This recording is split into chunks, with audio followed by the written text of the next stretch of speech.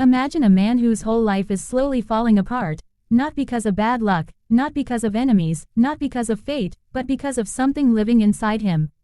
Something he never learned to fight. Something he always ignored. That man was Aeon.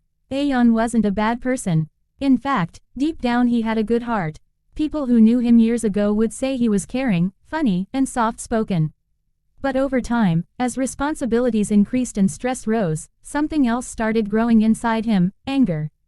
At first, it came in small sparks. A little frustration here, a sharp tone there. But slowly, without him noticing, those sparks turned into flames. Flames that began burning everything around him. This story begins on a Monday morning at work. Aeon's company was preparing an important client presentation. Everything had to be perfect. But when Aeon checked the final file, his junior had forgotten a slide. A small mistake, easily fixable. But for Aeon, already stressed, already overwhelmed, it was the final drop. His voice thundered across the office. "How can you be so careless?" Everyone froze. Heads turned. People stared. His junior, a 20-year-old intern, stood silently, shaking inside. For a moment, the entire office went silent, until Aeon stormed back to his cabin, slamming the door hard enough to make the glass vibrate.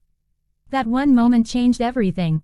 Not for the company, not for his career, but for him. By the evening, HR called him. No shouting, no anger, no argument, just a simple warning letter. Aeon's promotion was paused. His name was on the discipline review list. And for the first time, he felt something he wasn't used to feeling: shame. But anger is strange. Instead of teaching you, it blinds you.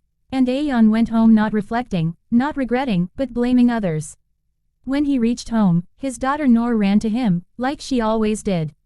Noor was just 8 years old, the kind of child who could brighten a whole room with her smile.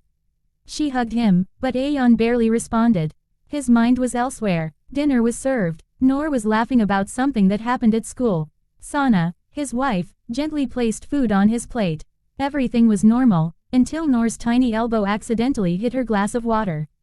The glass fell. Water spilled across the table. Food turned soggy. Aeon exploded. "Can't you even sit properly? What is wrong with you?" His voice was louder than at the office. Noor froze, her smile vanishing instantly. Tears gathered in her eyes. But it was her soft, trembling whisper that pierced Aeon's heart deeper than any HR letter ever could. "Papa, why are you always angry?" The house fell silent. Noor walked away quietly. Sana did not argue. She didn't comfort him. She simply cleaned the table and went to the bedroom. Silence can scream louder than words. And that night, Aeon heard every scream. The next morning, he left home early, not wanting to face anyone. He walked to a nearby park, trying to calm himself. That's where he met him, the old man feeding birds at sunrise.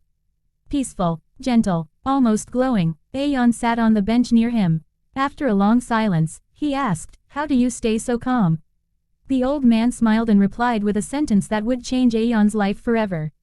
"Anger is like picking up a burning coal to throw at someone else, but you burn yourself first." Aeon didn't say anything, he just stared at the ground. For the first time, he realized that anger wasn't something happening to him. It was something he was choosing. That night, he stood in front of the mirror. The man staring back didn't look powerful.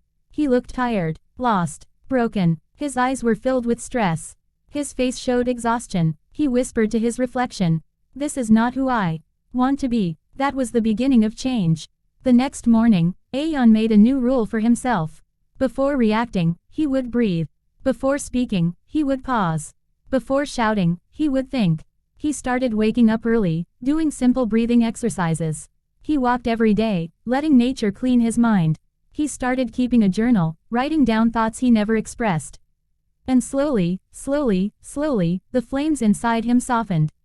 It wasn't easy. Anger doesn't disappear in a day. Sometimes he failed. Sometimes he snapped. Sometimes he felt the rage rising like a wave. But each time, he reminded himself, "I am in control." Days passed. Weeks passed. One evening, he sat near Noor as she colored her notebook. He took a deep breath and said gently, "Noor, Papa is sorry." Noor looked up, her eyes big and innocent. "I knew you would say that one day, Papa," she said and hugged him. And just like that, the weight on his heart lifted. At work too, things changed. People noticed he was calmer, more patient. He listened when his team spoke. He corrected mistakes gently, not angrily.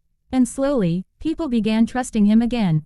One day his manager walked into his cabin and said with a smile, "Aeon, this is the leader we always believed you could be." Months passed. Aeon became a new man. Not perfect, but peaceful. Not silent, but controlled. Not cold, but understanding. He stopped allowing anger to enter his home, his work, his relationships, and most importantly, his heart. One morning, he returned to the same park where everything changed. Birds flew gently, wind brushed against his face. And he whispered to himself, "I didn't change my life. I changed my mindset." Sometimes, life doesn't need big miracles, just small realizations. Aeon's journey was not about controlling the world. It was about controlling himself. And that changed everything.